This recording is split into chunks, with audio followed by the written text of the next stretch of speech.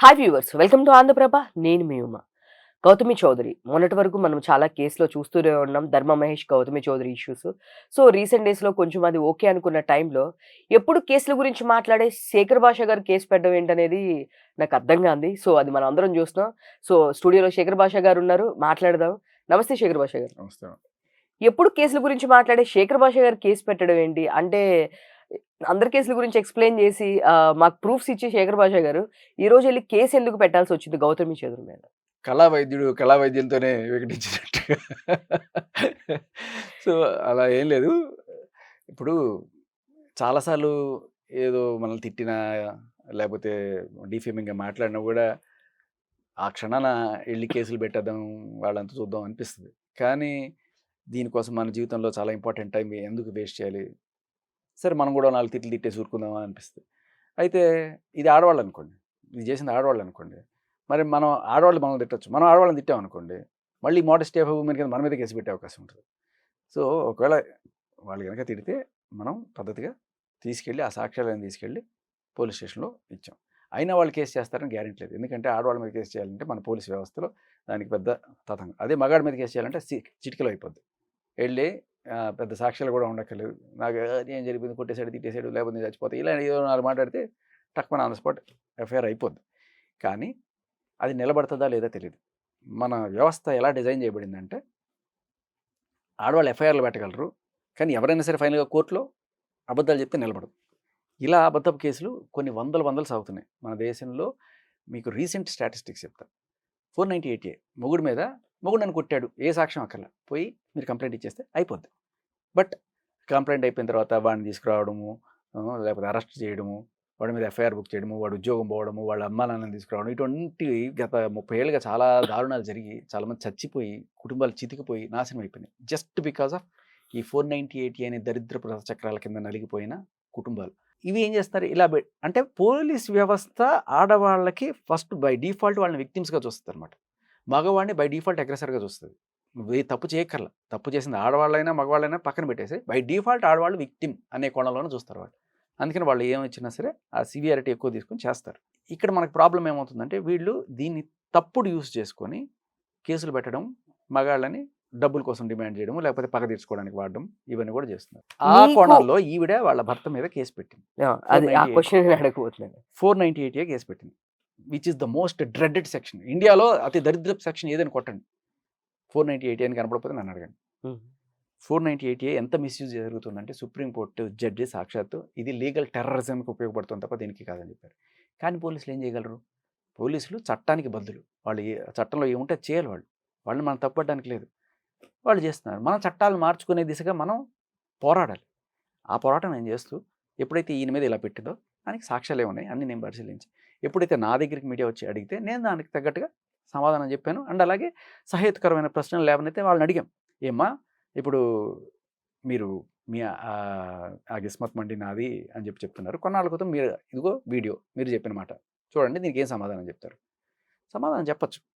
ఇప్పుడు ఇందాక ఆయన ఎక్కడ అంటూ జానీ మాస్టర్ విషయంలో ఆవిడ ఆవిడ ఆయన మీద కేసు పెట్టిన ఆవిడ కొన్నాళ్ళ క్రితం స్టేజ్ మీద ఎక్కి జానీ మాస్టర్ దేవుడు, గురువు అంటే దైవం, గురువు లేకపోతే మనకేమీ లేదు అని చెప్పి తెగ ఆయన్ని ఆకాశానికి ఎత్తేసి, తర్వాత ఆయన మీద కేసు పెట్టి ఇలా మాట్లాడుతున్నావు కదా, ఎందుకు ఇలా మాట్లాడుతున్నావు, అప్పుడు ఒక మాట ఇప్పుడు ఒక మాట ఎందుకు అని అడిగారు. సేమ్ ఇలాగే ఆవిడ ఏం చెప్పింది, అది స్టేజ్ మీద కదా, స్టేజ్ మీద ఎవరైనా పొగడాలి, దాన్ని మీరు ఇట్లా తీసుకోకూడదు, అసలు విషయం ఇది అని చెప్పి ఆవిడ చెప్పుకుని ఏదో చెప్పింది. చెప్పిన తర్వాత సరే స్టేజ్ మీద అయితే పొగిడావు, మరి ఈ కాల్ రికార్డ్ ఏంటమ్మా, ఈ కాల్ రికార్డులో నువ్వు చాలా క్లియర్ కట్గా ఎవరు స్టేజీ లేదు, ఎవరు లేదు, నువ్వు పర్సనల్గా మాట్లాడుతున్నావు, దాంట్లో జానీ మాస్టర్ని ప్రేమించాను, అది అక్కకి తెలిసిపోయింది, అక్క నన్ను తిట్టిందో కొట్టిందో, తర్వాత అప్పటి నుంచి దూరంగా ఉండాల్సి వస్తుంది, అయినా కూడా నేను ఏదో రకంగా ఆయన పోగు చేస్తూనే ఉంటాను, ఆయన డిస్టర్బ్ అవ్వాలి, ఆయనకి కోపం రావాలి, అదే నాకు కావాలి, ఆయనకు ఎంతో ప్రేమతో రింగ్ ఇచ్చాను, ఇవన్నీ కూడా ఆవిడ చెప్పుకోవచ్చు.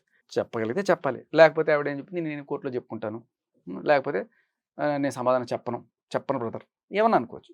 కానీ ప్రశ్నలు అడిగిన మీడియా వాడిని, ఒరే దొంగనా కొడక, ఒరే దరిద్రుడా, నీ కూతురు అట్లా, నీ లేకపోతే నీ కూతురు నీ ఎంత చూస్తా, ఇలాంటి మాటలు మాట్లాడడం అనేది వెరీ డేంజరస్. అంటే ఏం చూపిస్తుందంటే, నువ్వు ఎంత క్రిమినల్ మైండెడ్, నువ్వు ఇలాంటి క్రైమ్స్ ఎందుకు చేయలేదు. ఇప్పుడు ఈవిడ జానీ మాస్టర్ మీద కేసు పెట్టిన ఆవిడ సరే నేను కోర్టులో చెప్పుకుంటానే అంతవరకు చెప్పింది. బట్ ఇప్పుడు గౌతమి చౌదరి ఇదే నిన్ను విషయం. పర్సనల్ గా అటాక్ చేయడానికి రీజన్ అంటే మీరు ఏం చెప్తారు? పర్సనల్‌గా నేనేమి అటాక్ చేయలేదు. అసలు నాకు ఆహా! ఎవరి మీద పర్సనల్ లేదు. లేదు గౌతమి ఆవిడ నా మీద చౌదరి పర్సనల్‌గా. గౌతమి చౌదరి శేఖర్ భాష మీద పర్సనల్ గా అటాక్ చేయడానికి లేదు మిమ్మల్ని ఆవిడ గాని మీ సమాధానం ఫ్యామిలీ చెప్పుకోలేకపోవడం. ఇదే క్వెషన్. ఇలాంటి వీడియోనే నేను చూపించి ఎక్కడ జానీ మాస్టర్ కేసులో ఎలా అయితే అడిగానో, ఇదే వీడియో మీరు 4 ఏళ్ల క్రితం హీరో నిఖిల్ పక్కన కూర్చొని ఈయనే అంతా చేశాడు. ఇదంతా మన ధర్మ కష్టమే. ఆయనదే ఇదంతా. ఇట్ ఈస్ హిస్ బేబీ అన్నారు మీరు. ఇవాళ ఇట్ ఈస్ మై బేబీ అంటున్నారు. నేనే కష్టపడ్డాను అంటున్నారు. దానికి దీనికి ఏం పొంతం లేదు అన్నప్పుడు ఆవిడ సమాధానం చెప్పాలా? సరే చెప్పకపోతే కామ్‌గా ఉండొచ్చు. బట్ క్వెషన్ అడిగిన వాడిని ఒరేయ్ నా కొడకా, ఒరేయ్ డాష్ నా కొడకా, సరే అక్కడితో ఆగకుండా మీ ఇండ్ల మీదకి మనుషులను పంపిస్తా, బీహార్ గ్యాంగులను పంపిస్తా, కొడుతున్నప్పుడు గుర్తెచ్చుకోండి, నా కాళ్ళు పట్టుకుంటారు మీరు. నీ 4 ఏళ్ల కూతురు గురించి నాకు తెలుసు. అది ఎక్కడ నేను మనుషులు పెట్టా, మీ ఫ్యామిలీ డీటెయిల్స్ అన్నీ తీపిస్తా, నీ సీడీఆర్లు తీపిస్తా, నీ లొకేషన్లు తీపిస్తా, వాళ్ళు వచ్చి కొట్టినప్పుడు తెలుస్తుంది. అంతకు మించి ఇంకా నీచంగా ఒక నలుగురు వచ్చి ఆ చిన్నారిని అత్యాచారం చేస్తే ఇంకా చండాలంగా మాట్లాడింది. ఇంత చండాలంగా మాట్లాడిన తర్వాత ఒక తండ్రిగా అంటే ఒకటి దరిద్రపు పోటు మాటలు మాట్లాడడం ఒక పక్కన అయితే భయపెట్టడం అంటే ఏదో రకంగా నన్ను ఆపాలి. ఒకవేళ మనం ఇంకా వెళ్తే ఇంకా నిజంగా చేసినా చేస్తారు. ఎందుకంటే నా మీద ఆల్రెడీ ఇదే ఆంధ్రప్రభ సాక్షిగా ఇదే ఆంధ్రప్రభ మెట్ల మీద జరిగిన దాడి మీకు తెలిసే ఉంటుంటుంది. ఆ రోజు కేసు కూడా అయింది. సో మళ్ళీ ఇంకొక దాడి లేకపోతే నా ఫ్యామిలీ నేను I don't want to take any risk. రేపు నాకు ఏదైనా జరిగితే ఇది ఆవిడ వల్లే అని చెప్పి ఫస్ట్ ప్రపంచానికి తెలియాలి. ఇటువంటి తప్పుడు కుతలు కూసే వాళ్ళకి శిక్ష పడాలి. అంటే మనకి స్త్రీలను గౌరవించండి చిన్నప్పటి నుంచి నేర్పిస్తారు. మరి మనకి అది నరనరాల్లో జీర్ణించుకుపోవడం వల్ల ఒక మగాడిగా నాకు ఇంత ఇది చేసినా కూడా ఆవిడని ఒక బూతు మాట మాట్లాడడం కానీ ఆవిడ క్యారెక్టర్ని బ్యాడ్గా మాట్లాడడం కానీ నేను ఏ రోజు చేయలే. బట్ మరి ఇది ఆడవాళ్ళకి నేర్పించకపోవడం ప్రాబ్లం ఏమో. ఇష్టం వచ్చినట్టు బూతులు మాట్లాడడం ఎవరన్నా అంటే మనం జనరల్గా ఆడవాళ్ళని ఎందుకు గౌరవించండి అని అంటారంటే వాడు ఇటువంటి పనులు చేయరు కాబట్టి. మగాడు బూతులు మాట్లాడతాడు, మగాడు సిగరెట్లు తాగుతాడు, మగాడు మందు కొడతాడు, మగాడు ఏదో నలుగురితో తిరుగుతాడు, ఇటువంటివన్నీ ఆడవాళ్ళు చేయరు. వాళ్ళు సాధుజీవులు, అందుకని వాళ్ళని అనే కోణంలో వాళ్ళని గౌరవం. ఇప్పుడు ఏమైంది, ఈక్వాలిటీ అనేది ఒకటి వచ్చింది. మేము మందు కొడతాం, మంచిది, మీరు కొడితే కొట్టండి, మీరు సీరియల్ తాగండి, అది కూడా మీ రైట్. కానీ నీకు అవతల వాళ్ళని బూతులు తిట్టే హక్కు అయితే లేదమ్మా. దట్ డస్ అమ్మాయిని రెస్పెక్ట్ చేయమంటే అబ్బాయిని డిస్రెస్పెక్ట్ చేయమని కాదు. మీరు ఎంత నీచంగా నన్నే కాదు చాలామంది జర్నలిస్టులని ఎవరైతే ధర్మ మహేష్ పక్షాన్ని మాట్లాడుతున్నారు జస్ట్ మాట్లాడారు వాళ్ళంతే. ఈవెనేమి తిట్ల. వాళ్ళ అక్కల్ని, వాళ్ళ చెల్లెల్ని, వాళ్ళ అమ్మల్ని తీసుకెళ్ళి సప్లై చేయండి వాడికి అంటుంది. ఇది ఆవిడ భాష. సో ఎవరిచ్చారో ఆవిడకి ఇష్టం వచ్చినట్టు ఇట్లా మాట్లాడే హక్కు? ఒక మీడియా ఛానల్ అధినేత నీ వెనకాల ఉంటే, నీ దగ్గర బాగా డబ్బులు ఉంటే, ఒక పిఆర్ ఏజెన్సీ నీ వెనకాల ఉంటే, నువ్వు ఎవ్వడిని పడితే వాడిని నీ ఇష్టం వచ్చినట్టు బూతులు మాట్లాడుకునే హక్కు నీకు ఇచ్చారా? ఆయన చెప్పారా ఇలా బూతులు మాట్లాడమని? ఆయన రెస్పాన్సిబిలిటీ తీసుకుంటారా? నేనే ఉన్నాను దీని ఈ అమ్మాయి ముందు వెనక అంత సపోర్ట్ నేను చేస్తాను, ఆయన తీసుకుంటారా రెస్పాన్సిబిలిటీ? అంటే తీసుకుంటారో తీసుకోపోయారో పక్క పెట్టండి, కనీసం ఏ రోజైనా ఒకసారి ఖండించారా ఇది తప్పని? సో నేను ఒక మాట అడుగుదాం అనుకుంటున్నా. మీరు అన్నారు ఒక మీడియా అధినేత ఎనుకున్నారని చెప్పి ఇది మాట్లాడుతున్నారా అని. ఎనుకున్నారు అని చెప్పేసి మీరు ఎట్లా స్టేట్మెంట్ ఇస్తారు? ఆయన ఇచ్చారు స్టేట్మెంట్, నేను ఇవ్వడం కాదు.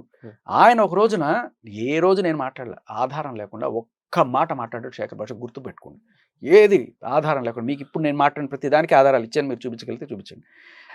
ఆయనే ఆ మీడియా CEO ఒక రోజున ఆయన షోలో కూర్చొని అందరూ ఇలా ఎంగిల్ ప్లేట్ అంటున్నారని చెప్పి ఆయన తీసుకొని, అవును నేనే ఉన్నాను, ఈవిడ వెనకాల నేనే ఉన్నాను, అవును నాకు ఆవిడ 6 నెలల నుంచి పరిచయం, ఏదో రకంగా పరిచయం, ఆయన మొత్తం ఆయనే చెప్పుకున్నాడు.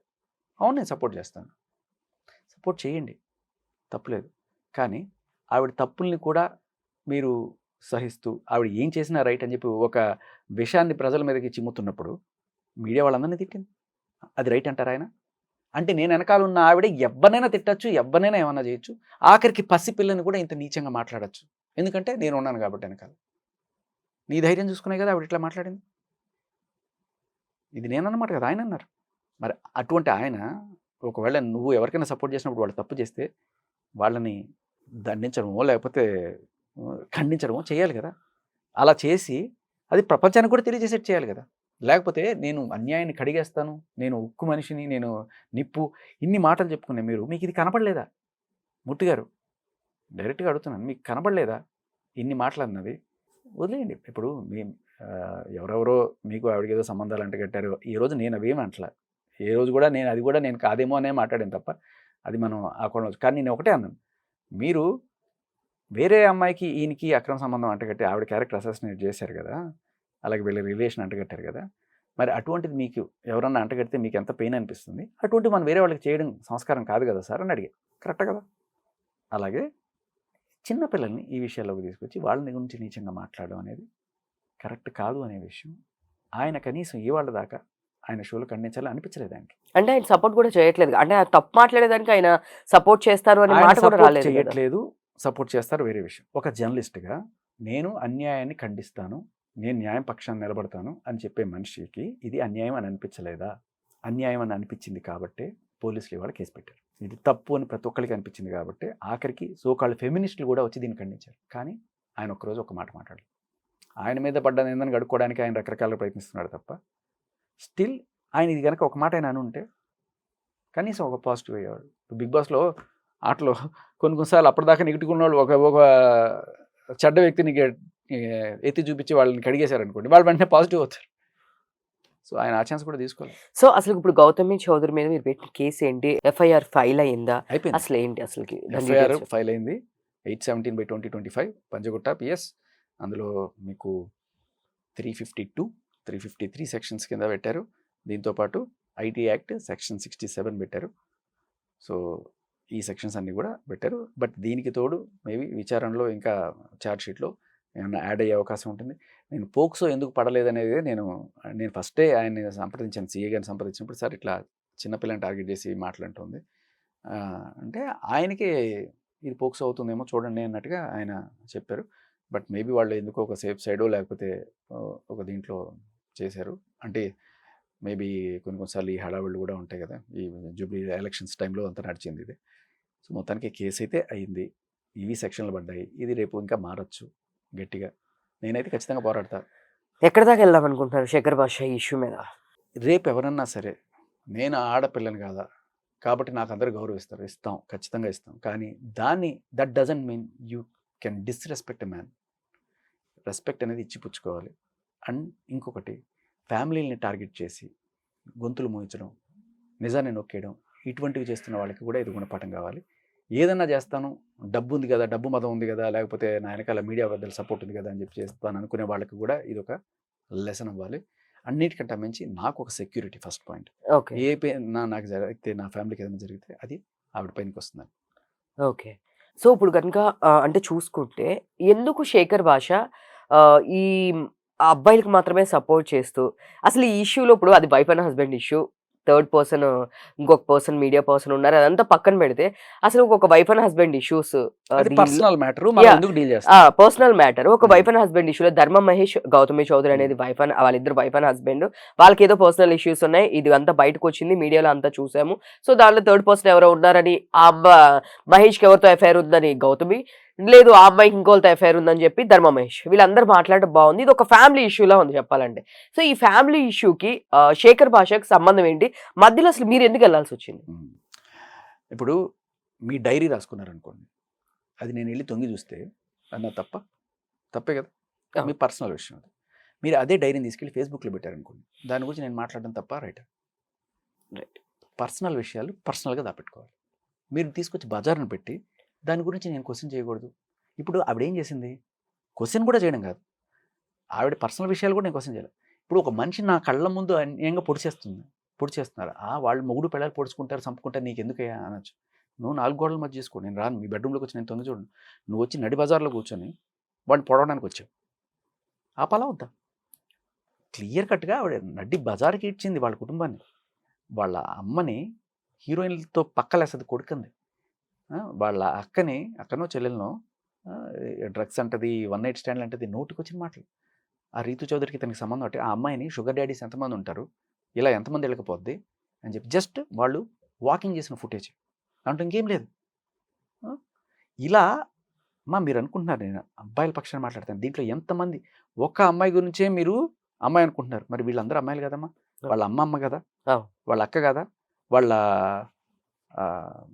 రీతు చౌదరి అమ్మాయి కదా, ఎంత అదెవరు అక్కడ అపోలో హాస్పిటల్ ఎవరో డాక్టర్ అట, ఆవిడ పేరు తీసి ఆవిడ అడ్రస్ చెప్పి నా మూడుతో ఏం చేస్తున్నావు నువ్వు, ఆవిడికి పెళ్ళి ఏంటిది, ఆవిడికి కుటుంబం ఉంటుంది కదా, ఇవన్నీ కూడా బజార్ను పెట్టి వాళ్ళ జీవితాలని కించపరిచే విధంగా మాట్లాడి ఇంతమంది అమ్మాయిలు, వీళ్ళందరూ అమ్మాయిలే కదా, మీకు ఎందుకు ఇక్కడ అమ్మాయిలు కనిపించట్లేదు?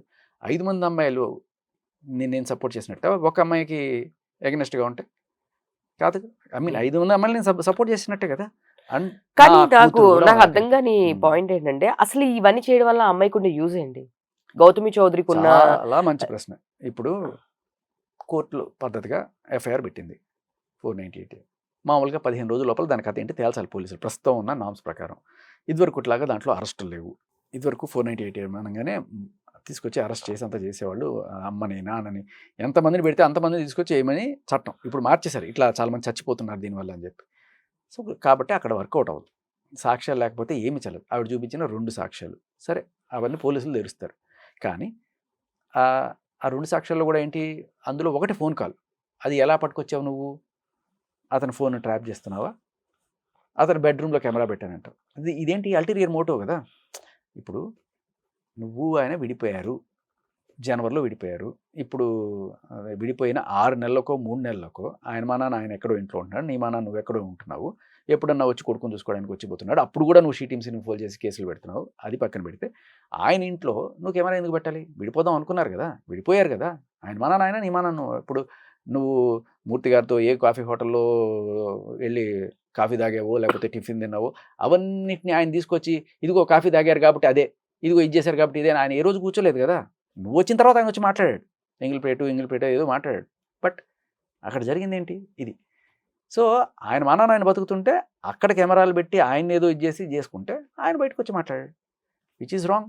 ఇప్పుడు విడిపోయినప్పుడు హుందాగా విడిపోవాలి. విడిపోయిన తర్వాత కూడా ఇప్పుడు రీసెంట్గా సమంత గారు 2 పెళ్ళైన తర్వాత కూడా వాళ్ళ ఆవిడ డెస్పరేట్ మెజర్స్ని పెట్టింది. That is not right. అలాగే సమంత కూడా పెట్టారు, నాగ చైతన్య పెళ్లి చేసుకున్నప్పుడు ఈవిడ మెసేజ్లు పెట్టింది. హుందాదనం అనేది నేర్చుకోవాలి. సరే ఈ చిన్న చితక మెసేజ్లోకి బెడ్రూమ్లో కెమెరాలు పెట్టడం ఏమిటి, విడిపోయిన తర్వాత అది తీసుకొచ్చి బెదిరించడం ఏంటి? ఇప్పుడు మీరు ఎందుకు మీడియాకి వచ్చారనే ప్రశ్నకి సమాధానం ఏంటంటే, మనం చూస్తున్న ఆయన పెట్టిన కేసు ప్రకారం 10 కోట్ల డిమాండ్. 10 కోట్లు ఏ కోర్టు ఇప్పిస్తుంది? కోర్టుకి వెళ్తే నీకు 20,000 30,000 భరణ రావచ్చు మహా అయితే, ఈయన తప్పు రుజువు చేస్తే. సరే 20,000 30,000 నా ఖర్చు కాదు, నాకు 10 లక్షలు ఖర్చు అవుతుంది నెలకి, నువ్వు ఎన్నైనా పెట్టుకో, నువ్వు సంపాదించుకో అంటారు కోర్టులు. ఈ మధ్యకాలంలో తీర్పులు అలాగే వస్తున్నాయి. ఆడవాళ్ళు నీకు నువ్వు MBA అంటావు, LLB అంటావు, కంప్యూటర్ సైన్స్ ఇంజనీరింగ్ అంటావు, ఇన్ని డిగ్రీలు పెట్టుకొని నేను సంపాదించుకోలేను, నాకు నా మొగుడే ఇవ్వాలంటే, ఈయనేమో బీటెక్ ఫెయిల్ అంటావు వాళ్ళ ఆయన. ఇలా చెప్పి నాకు ఆయన ఇవ్వాలని ఎలా అడుగుతావు? నువ్వు సంపాదించుకో, నువ్వే బెటర్ పొజిషన్లో ఉన్నావు కదా అని చెప్తారు రేపు కోర్టులో. అప్పుడు డబ్బులు ఎక్కడ వస్తాయి? ఓకే. సో ఇప్పుడు మీడియాకి వచ్చే అవకాశం ఎందుకు ఉంది అనే దానికి వీళ్ళ ఎఫ్ఐఆర్లో, ఈ అబ్బాయి పెట్టిన ఎఫ్ఐఆర్లోనే సమాధానం ఉంది. 2 సెక్షన్లు, ఒకటి blackmail and extortion, okay, breach of privacy, బెడ్రూమ్లో కెమెరాలు పెట్టడం ఏంటి, దాన్ని ఆ వీడియో ఫుటేజ్ చూపిస్తా అని చెప్పి 10 కోట్లు డిమాండ్ చేయడం ఏంటి, లేకపోతే ఆ కిస్మత్ మనీ నాకు రాసిమ్మని చెప్పడం ఏంటి. సో ఇది వాళ్ళకి ఇది ఉంది. ఏదో రకంగా ఇదే జరుగుతుంది. మీకు 498A కేసు అంటేనే ఫైనల్గా ఇది సెటిల్మెంట్కి వెళ్తుంది. ఏంటి, నీ మీద నేను కేసు తీయాలంటే నువ్వు ఎంతో కొంత డబ్బులు ఇచ్చుకో అని చెప్పి చాలా చోట్ల ఇదే నడుస్తుంది. అందుకనే సుప్రీంకోర్టు దాన్ని లీగల్ టెర్రరిజం అని చెప్పి చెప్పింది. ఓకే. సో ఇలా పెట్టిన వాళ్ళకి స్పీడ్ బ్రేకరే శేఖర్ భాష. అంతే. సో ఇప్పుడు ఇది కేసు కోర్టుకి విచారణకి ఎప్పుడు వస్తుంది, ప్రాసెస్ ఏం జరుగుతుంది అసలుకి? టైం పడుతుందమ్మా. ఇప్పుడు ఫస్ట్ ఎఫ్ఐఆర్ అయిన తర్వాత కొన్నాళ్ళకి ఛార్జ్ షీట్ అవ్వాలి. ఓకే. ఛార్జ్ షీట్ అయిన తర్వాత నెక్స్ట్ కోర్టుకి వెళ్తుంది. కోర్టుకి వెళ్ళిన తర్వాత ఇంకా వాళ్ళని పిలవడము, వాదోపవాదాలు అన్నీ ఉంటాయి. అండ్ ఇప్పుడు ఈ సాక్ష్యాలు ఏమీ లేవనుకోండి, ఏ రకం, ఇప్పుడు 498Aలో ఈవిడ పెట్టి ఆగస్టులో పెట్టింది, ఆగస్టు 16న పెట్టింది, ఇప్పటికీ 4.5 నెలలు అయింది. ఈరోజు ఈయన్ని అరెస్ట్ చేసింది లేదు. అంటే దాని అర్థం ఏంటంటే ఆ కేసు అక్కడి నుంచి ముందుకు వెళ్ళలేదంటే, దాన్ని ఛార్జ్ కొట్టలేదంటే దానికి ఏ రకమైన సాక్ష్యాలు వీళ్ళు క్రెడిబుల్ సాక్ష్యాలు ఇవ్వాల. ప్రైమా ఫేసి ఏంటంటే అవును ఈయన నేను పెళ్లి చేసుకున్నాను, ఇదిగో పెళ్లి ఫోటో, అంతే. అంతకు మించి ఇంకా వేరే సాక్ష్యం అక్కర్లేదు, చాలు. అదొక్కటి పెళ్ళి నిరూపిస్తే చాలు 498 పెట్టుకోవచ్చు. ఇది మగాడు చేయలేడు. మగాడి కొట్టి ఆడవాళ్ళేరా. మగాడికి పెడుతున్నారు కదా సార్ శేఖర్ గారు మీరు. ఇది టాపిక్ పక్కన పెడితే కనుక ఇది పురుష ఆధిక్యత ప్రపంచం. ఇది నమ్మినా నమ్మకపోయినా పురుష ఆధిక్యత ప్రపంచం. So end of the day నేను ఒక క్వశ్చన్ ఎలా అడుగుతా. చెప్పండి, ఎలా సరే చెప్పండి, నేను ఒక చెప్తాను ఎగ్జాంపుల్ జస్ట్. చెప్పండి, ఎలా నేను చెప్తాను. సో జనరల్ గా ఇప్పుడు రీసెంట్ గా మనం చూస్తే ఒక డ్రమ్ లో ఒక అమ్మాయి చంపేసింది, ఇట్లా ఒక అబ్బాయిని అనగానే అసలుకి లాట్స్ ఆఫ్ రీల్స్, మెసేజ్లు, లేదు ఏదో హనీమూన్ తీసుకెళ్ళి ఒక అబ్బాయిని చంపేసింది అనగానే రకరకాల వీడియోలు, మెసేజ్లు అన్ని చేస్తున్నారు.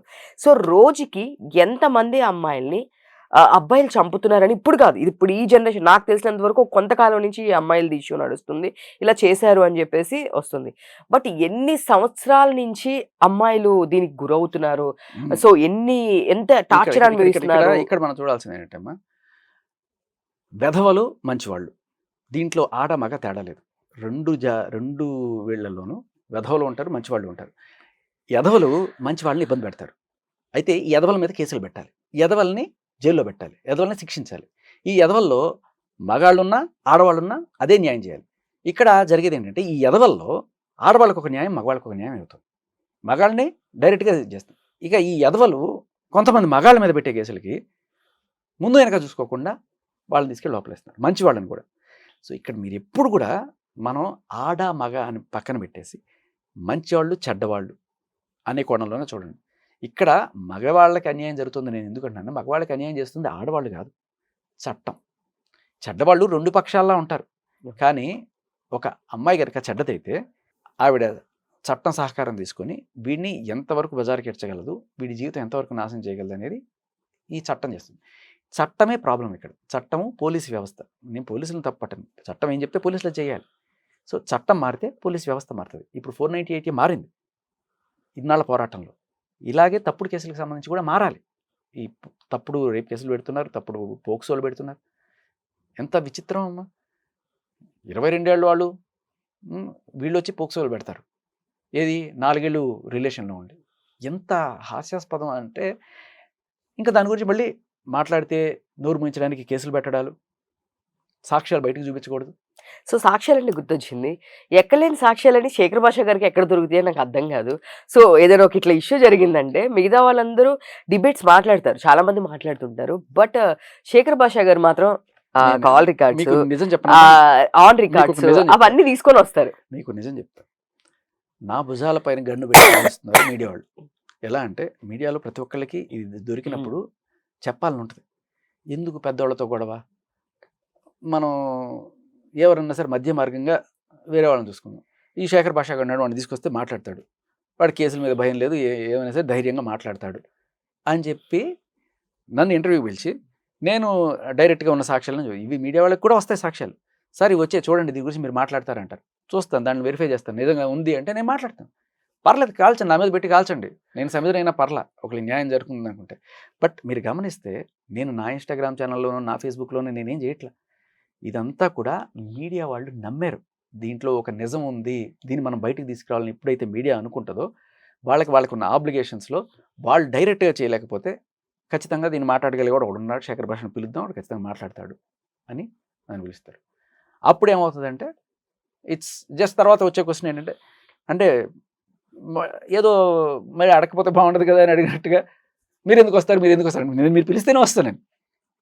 ఎస్, అది అంటే అక్కడ ఈ టాపిక్ గురించి ఎవరు మాట్లాడుతున్నారో మేము వాళ్ళనే పిలుస్తాం. ఇప్పుడు మీడియా అనేది ఒక టాపిక్ బయటకు వచ్చిందంటే అది పాజిటివ్ ఆర్ నెగిటివ్ అన్నప్పుడు ఈ టాపిక్ గురించి క్లియర్ గా ఎవరు మాట్లాడుతున్నారు రియాక్ట్ అయ్యేది ఎవరు అనే వాళ్ళని పిలుస్తాను. ఈవిడ ఒక 40 రోజుల పాటు జస్ట్ ఒక 498 ఎఫ్ఐఆర్ అంటే మన భారతదేశంలోనే అత్యంత మిస్యూజ్ కాబడే సెక్షన్తో పెట్టిన ఒక ఎఫ్ఐఆర్ని తీసుకొచ్చి 40 రోజుల పాటు వాళ్ళ అమ్మని, వాళ్ళ అక్కని, ఆయనతో సంబంధం ఉన్న ప్రతి అమ్మాయిని బజారుకి ఇచ్చి వాళ్ళ క్యారెక్టర్ అసాసినేషన్ చేస్తే చూసే జనాలందరికీ రక్తం మరిగింది.